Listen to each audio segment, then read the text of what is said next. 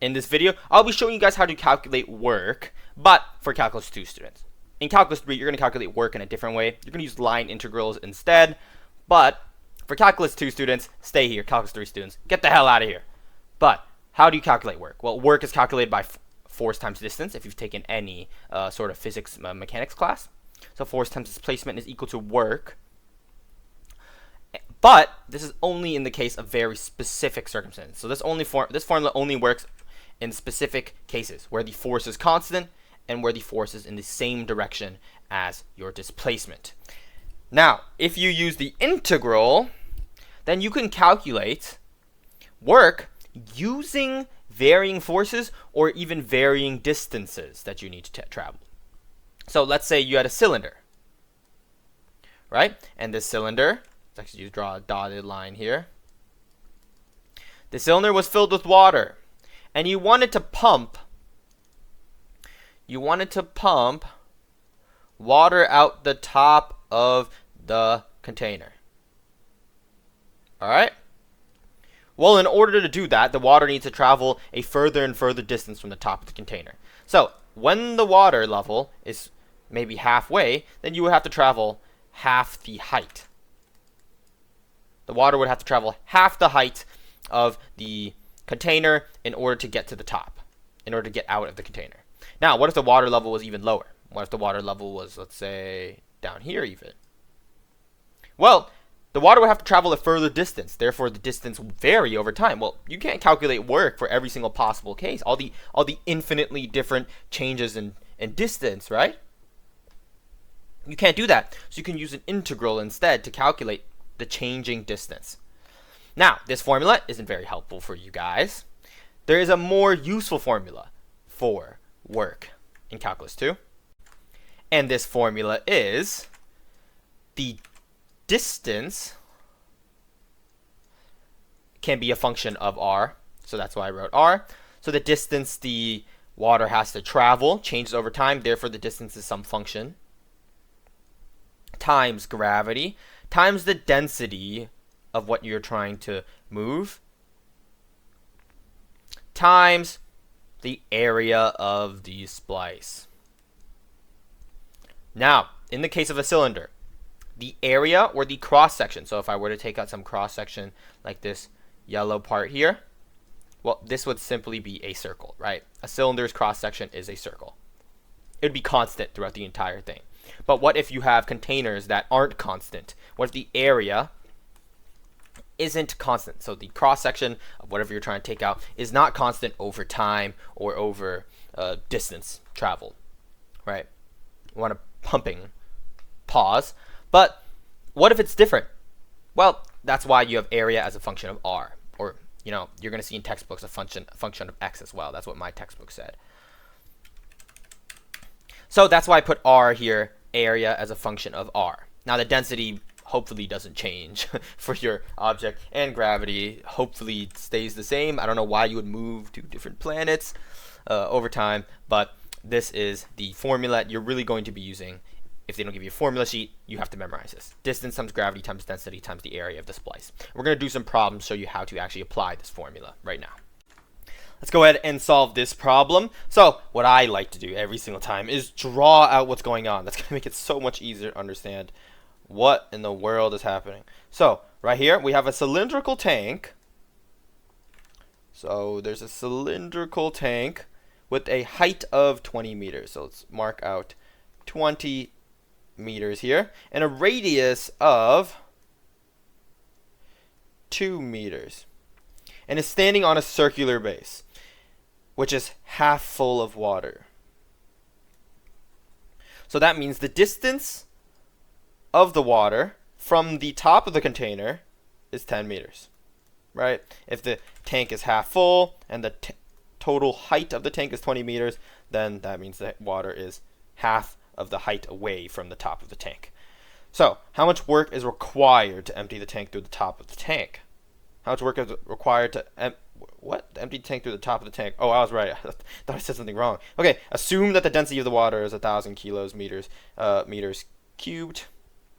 This is the right density of water, and keep in mind you should use kilograms over meters cubed. Do not use grams over centimeters or grams over millimeters cubed. All right, now the acceleration due to gravity is, we'll just estimate it or approximate it to be 10 meters per second squared.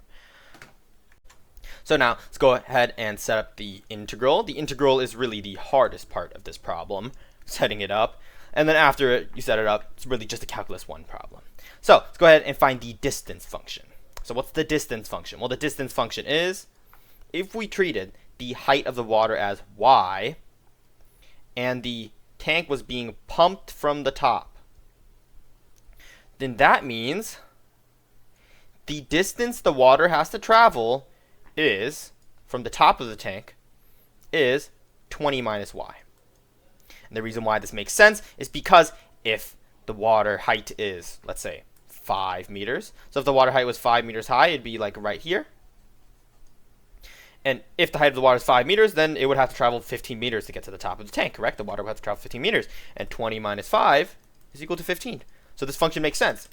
And also, the starting point, the height of the water is 10 meters. So 20 minus 10, 10 is equal to y in this case, is equal to 10 meters.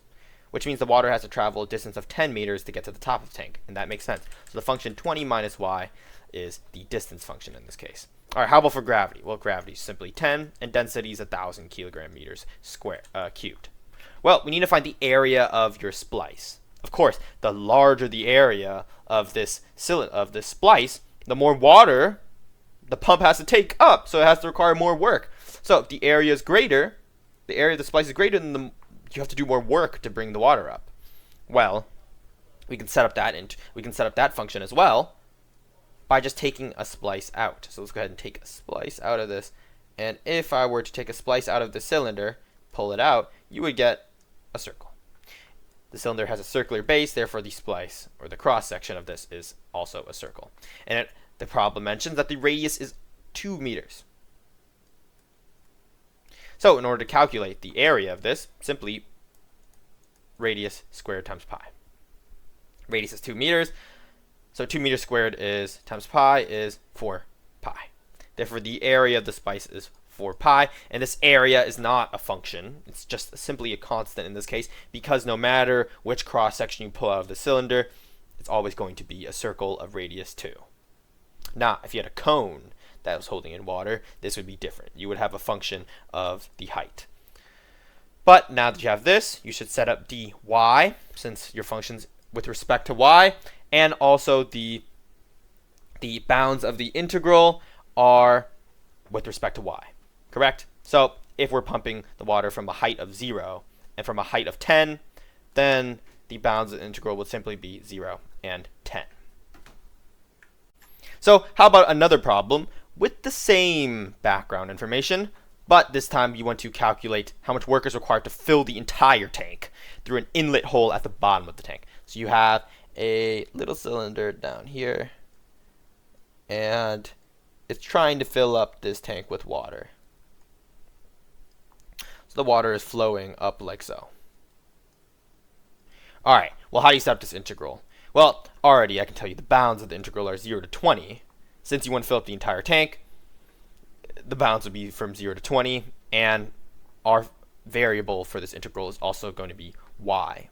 So y represents the height of the water, and the height of the water is equal to just the distance of the water from the entry point. So if the water was, let's say, 5 meters high in this case, actually let's put this lower because that doesn't look like 5 meters. If the water was in this case 5 meters high, then simply the distance from the bottom of the entry point is also 5 meters. So really, the height of the water is the same as the distance from the water from the bottom of the tank. So your function for distance is just y. All right, how about the gravity? Gravity is 10. Density is 1,000. And area is, we already calculated, it's 4 pi. So this right here is your integral.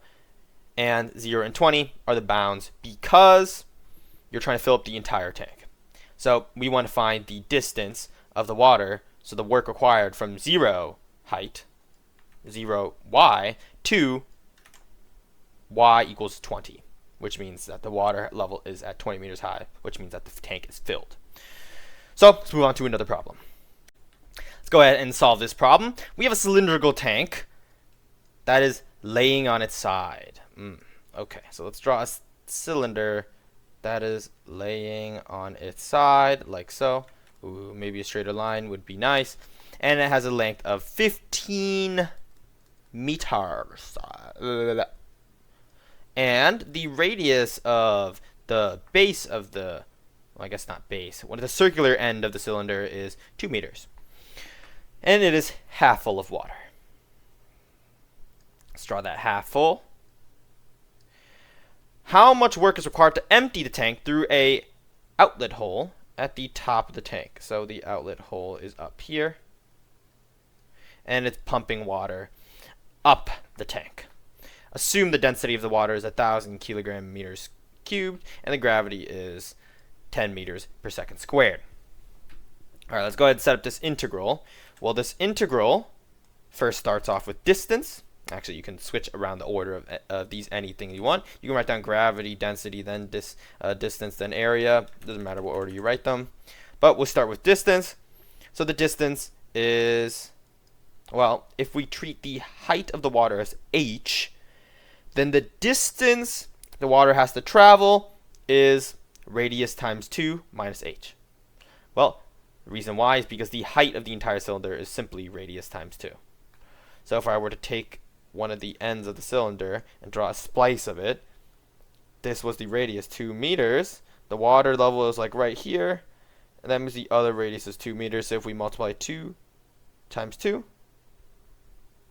or if we add 2 plus 2, then we get the total height of this cylinder, which is 4 meters.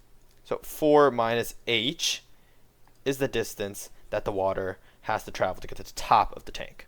Or how about gravity? Well, gravity is 10, density is 1,000. How do you solve the area? Okay, well, let's take a look at the cylinder. The water doesn't have much area at this bottom, but as it fills up more and more, the area of the cross section, so if I were to draw the area here, like if I were to take a cross section right at this yellow line, it'd be kind of look like a rectangle like this. But if I were to take a cross section all the way down here, well, it would be even a smaller rectangle. So the area is varying. Okay, well, how do we solve for this? Well, let's take a look at the circular cross section again.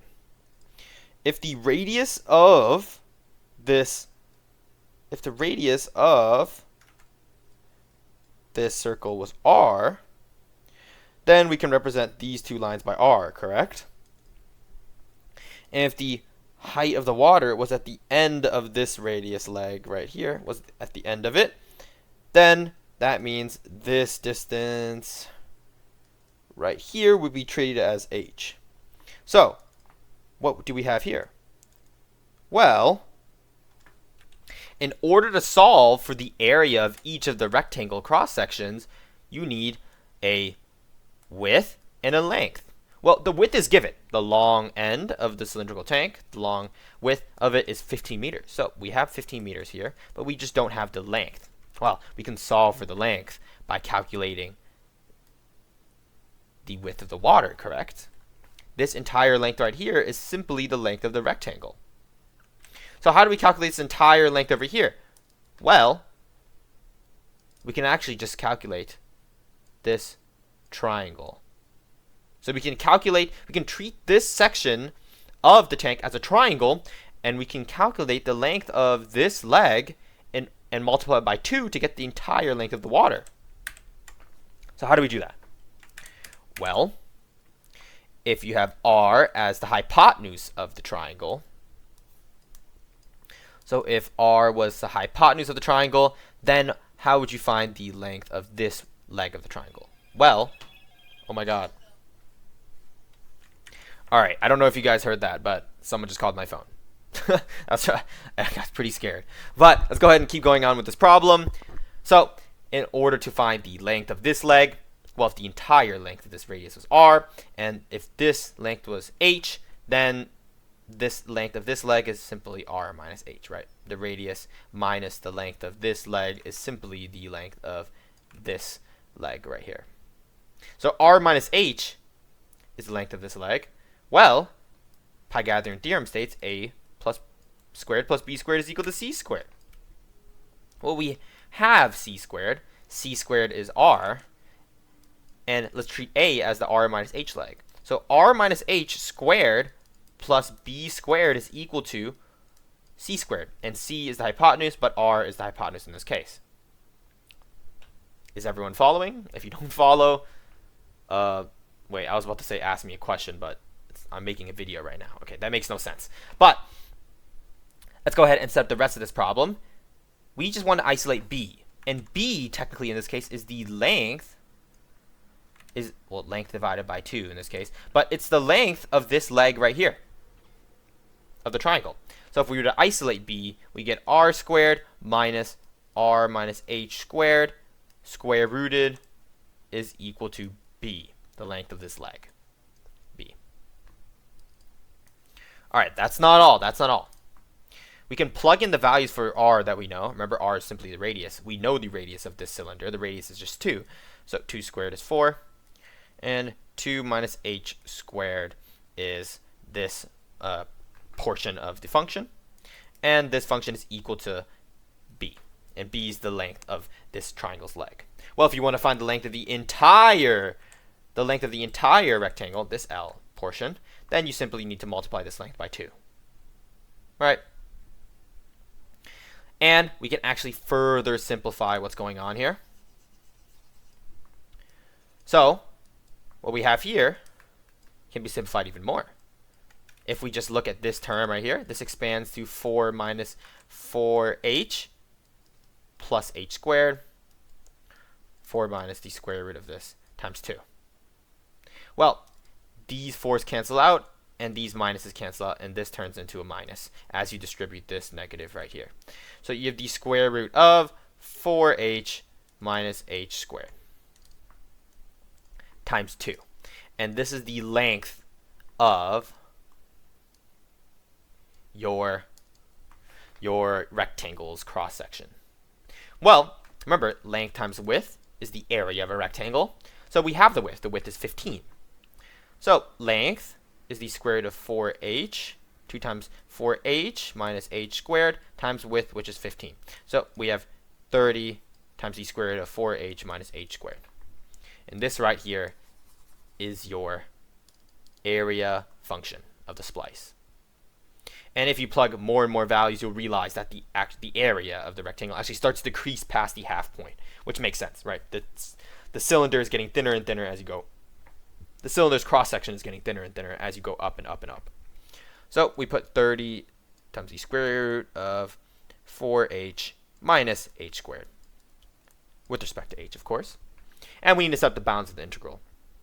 So if we want to pump from the bottom of the water to the top of the water, then to the center, I guess, what am I saying? To half the height of the water, then 0 to 2 is the height of the waters that you will pump. Last questione. Calculate the work needed to pump water out of a cone on its circular base. The radius of the circular base is 5 meters, and the height of the cone is 10 meters. So let's go ahead and draw this cone. So this cone is on its circular base, therefore the circular base is at the bottom of the cone. It kind of looks like this. Alright, so the radius of the circular base is 5 meters, and the height of the cone is 10 meters. Well, some of you may already tell that the area is going to vary. So the area of the cross section is going to vary. Boo-hoo. But let's go ahead and calculate the amount of work needed to pump the water out of the cone on its circular base. The pump is at the top of the cone and the water tank is full. And we're going to assume the other conditions that we use for density and gravity of water. All right. So first thing we want to do, we want to calculate distance. So distance is, if we treat the height of the water as h, then the distance of the water from the top of the tank where the pump is located is simply 10 minus h. So if the height was the water was 0, then the distance from the water and the pump is 10. Right, that makes sense. The entire height of the cone. All right, gravity is 10, density of water is 1,000. Easy numbers. What about the area of the splice? Well, we're going to have to use a little geometry here, but basically, at every single point along the cone, the radius and the height have the same ratio.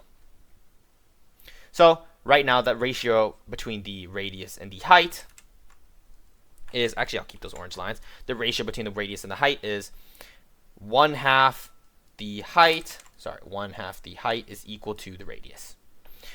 Or h is equal to 2r. So 2 times the radius is equal to the height as well.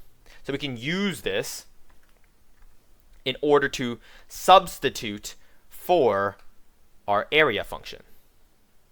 So what is the area of a circle? Well, the area of a circle is r squared times pi, correct?